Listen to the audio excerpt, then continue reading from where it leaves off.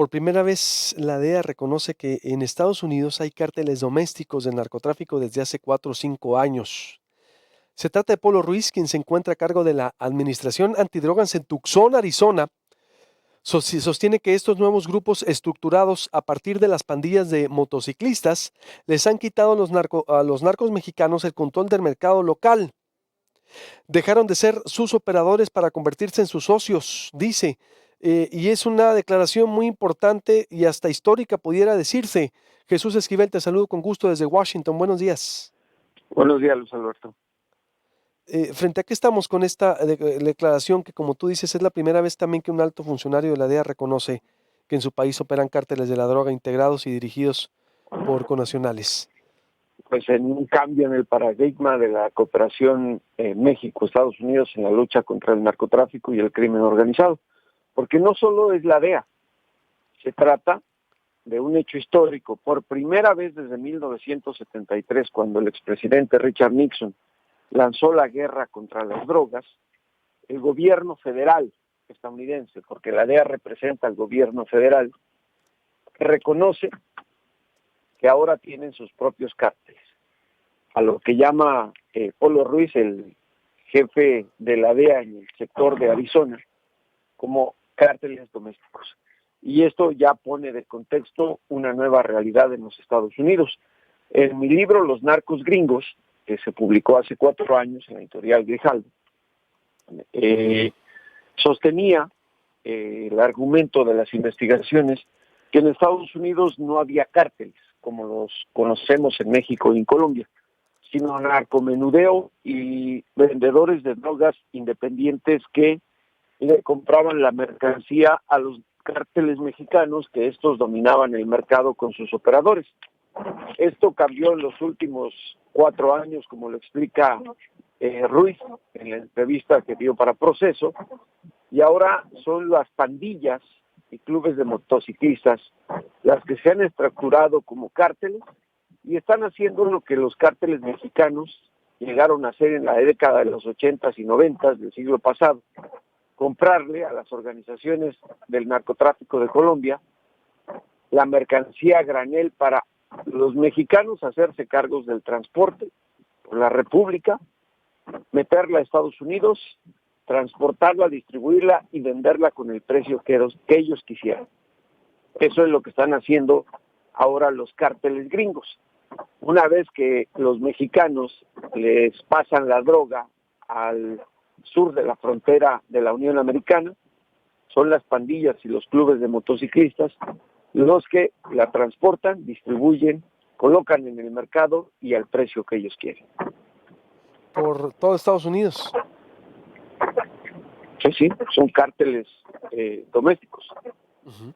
¿Qué significa esto entonces, Jesús? Que a partir de aquí ya entonces tiene Estados Unidos ya ubicado un mapa, no sé, como dices, ya nombres y apellidos se pueden consignar entonces, y pues, se pudiera decir que Estados Unidos ya puede desactivar, desmantelar a cárteles de la droga, o también va a seguir fingiendo como lo hace desde hace décadas. El argumento oficial de Donald Trump es seguir culpando a México de esto, pero no sabíamos. El gobierno mexicano, y no porque haya salido en Proceso, no tenía a ningún funcionario federal estadounidense on the record, porque no solo está el texto, está el video con la entrevista que publicamos en Proceso con Ruiz, en la que este admite que su problema se les fue de las manos. En noviembre pasado, Donald Trump había amenazado con designar como organizaciones terroristas a los cárteles mexicanos, lo cual dio al gobierno del presidente Andrés Manuel López Obrador, que reaccionó casi diciendo no lo haga, porque había mucha gente ilusa y escandalosa que dijo que esto significaba que Trump iba a enviar a las tropas a México, lo cual no es cierto. Yo te lo expliqué a ti, que implicaría investigar a las instituciones bancarias de Estados Unidos, detener el tráfico de armas a México, y eso no le convenía a Trump, y mucho menos en un año electoral.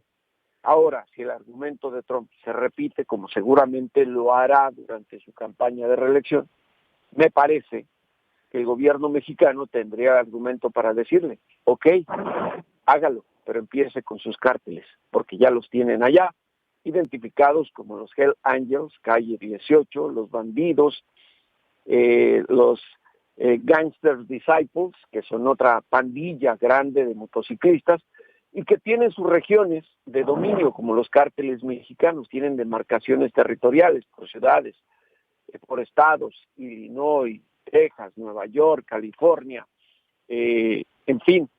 La Unión Americana está repartida entre este tipo de organizaciones criminales, en donde las pandillas, pues hay gente de origen ruso, irlandés, puertorriqueño. Es decir, ahora cambia el mapa de la estructura de Estados Unidos en términos de la lucha contra el trasiego de drogas, que recordarás hace unos años, y dejó de hacerlo el Departamento de Justicia, señalaba la presencia de los cárteles mexicanos en Estados Unidos y se refería a las células de venta, y ahí era donde se jugaba con un argumento de doble cara. Ahora esto ya cambió y habría que exigirle a Estados Unidos en materia de la lucha contra el narcotráfico que ataque a sus propios cárteles, que han surgido porque el aumento de el consumo de drogas sintéticas elaboradas con fentanilo lo han aprovechado organizaciones criminales de México, como el Cártel de Jalisco Nueva Generación y el de Sinaloa, que hay que repetirlo, siguen siendo los grandes proveedores de estos psicotrópicos a los cárteles domésticos de Estados Unidos. Te da un dato también interesante, porque, a ver, ojo, se trata de Polo Ruiz, encargado de la administración antidrogas en Tucson, Arizona. En Arizona, no es en Tucson, es en todo Arizona.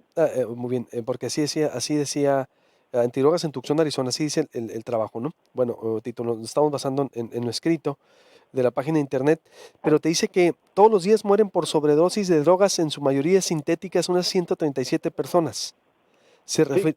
pero esas no son estadísticas de él, Ajá. son estadísticas del gobierno federal estadounidense, del Departamento de Salud federal. Él simplemente la retoma, Por eso. lo cual te expone la gravedad del tema, ¿no? Y el por qué han tomado ya iniciativas contra cárteles domésticos a nivel federal, cosa que no sabíamos.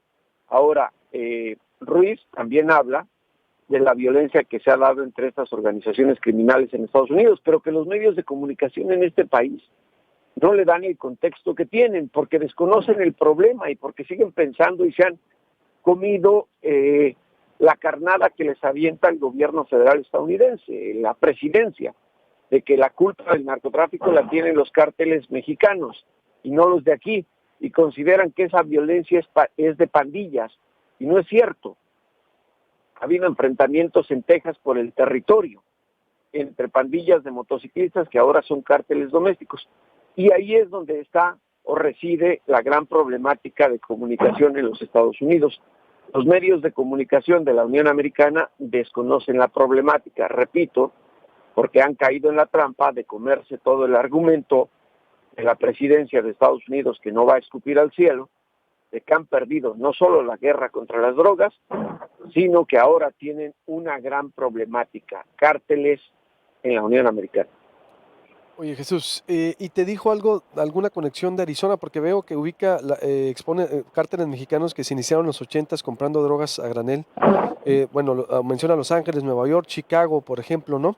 Organizaciones que controlaron ciudades, pues, o poblaciones en presencia en estas ciudades. Te menciona algo de Arizona, Sonora, por ejemplo, porque recuerdo tú en el 2011 fuiste quien puso a debate también cómo aquí Sonora era un estado al servicio casi el Chapo Guzmán, decías, porque o el trasiego de droga del cártel de Sinaloa, y decían también los agentes, te decían a ti como aquí pues era un estado aliado donde pasaba la droga y nadie decía nada. ¿Te dijo algo del corredor Sonora-Arizona o o Arizona al respecto? Sí, claro. Le pregunté si Arizona era territorio de algún cártel estadounidense o gringo, y ahí lo que aclaró es que, a diferencia de lo que ocurre en el resto de los Estados Unidos, Arizona sigue siendo territorio del cártel de Sinaloa. Es la principal entrada de drogas sintéticas a los Estados Unidos, la frontera que tiene Sonora con Arizona. Es territorio de Sinaloa totalmente ahora controlado por gente de Ismael El Mayo Zambada García y el Chapo. Los hijos del Chapo, perdón. Uy, pues fuerte eso, quiere decir que Sonora sigue ubicado en ese mapa y que nos hace pues mucha falta hacer algo para detener la masacre desde acá y desde allá, Jesús, ¿no? Esta declaración ha causado ya impacto a nivel Secretaría de Relaciones Exteriores, Jesús, o a nivel al gobierno mexicano, se ha movido algo, tengo entendido. ¿A qué te refieres? Pues No, de que, no, no, vaya, no. porque si están aceptando, ellos con esto tienen algún elemento ya para exigirle también al gobierno de Estados Unidos que se ponga las pilas y empiece a desactivar o por lo menos atacar el consumo de drogas en el país. Va a ser lo que debería hacer el gobierno mexicano con todo esto. Se encuentra en la capital del país Jim Carroll, quien es el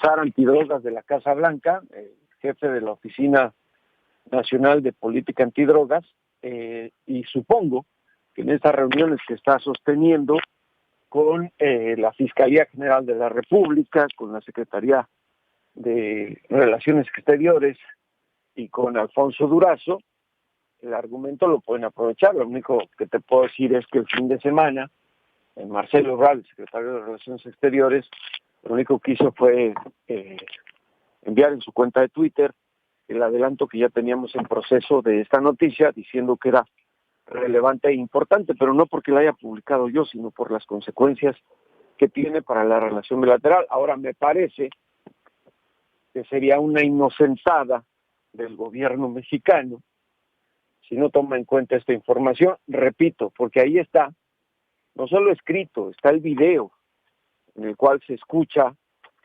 hablar y admitir a Polo Ruiz que ya tienen sus cárteles domésticos en Estados Unidos. No se tenía eso, nadie lo había dicho, al contrario, estuve haciendo una revisión de noticias, porque ya sabes, siempre tiene uno críticos y sobre todo la revista Proceso, a raíz de que el presidente López Obrador ha dicho que somos conservadores y que ya casi nadie la lee, es mentirnos. Es decir, eso ya lo sabían.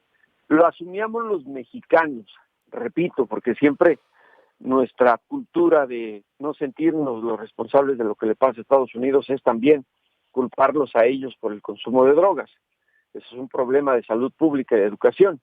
Y al contrario, he encontrado en los medios de comunicación declaraciones de agentes de la DEA negando que existieran cárteles en Estados Unidos, porque no se habían dado cuenta, y son notas viejas de hace 4 años. En esta entrevista se aclara, Luis Alberto, que esta nueva estructuración de los cárteles se dio en los últimos 4 o 5 años. Ya está más actualizado. Y además, no tardará, lo sabemos, como es México, que no tiene memoria periodística, en que algún columnista o articulista diga, eso ya lo había publicado yo. No, Y en ese sentido, en algún momento quisiera que lo demostraran. no, por supuesto que no, no, ahí no, créeme que tienes mucha gente que diríamos que, por supuesto que no, a mí me consta que el que lo ha documentado y el que lo ha puesto a debate y hace, digo, muchísimos años eres tú y no, no, la verdad, esto es muy revelador y hay que seguir esa huella. Jesús, te agradezco mucho, o como siempre, y estaremos ahí siguiendo tu trabajo y ver las reacciones de este importante pieza periodística. Muchas gracias. Al contrario, Luis Alberto, muchas gracias a ti, buenos días. Buenos días. Ojo, la tenemos ahí el audio ese. A ver, vamos a hacer un corte y volvemos. E incluso para el tema Nogales ya, el niño que puso la amenaza en todo el estado y está investigando la fiscalía, porque es una declaración histórica de la gente de la DEA, de la Administración Antidrogas en Nogales, que esté diciendo, sí hay cárteles. ¿Qué está esperando Donald Trump y su administración para corretearlos? La primera vez desde la guerra contra las drogas de Richard Nixon en los 70 que se está aceptando. Basta de este país poner los muertos y los operativos y Estados Unidos nomás allá se atascan la droga, ¿no? A gusto. ¿No cree usted? Suscríbase al canal de YouTube de Proyecto Puente. Usted nos puede ver desde las 6:30 de la mañana desde su oficina, desde su casa. Suscríbase. Ahí estamos todos los días y ver también la biografía que le preparamos. Volvemos con más información. Nogales, el Ombudsman, la drogadicción en Hermosillo, la Cumbre Sonora y más.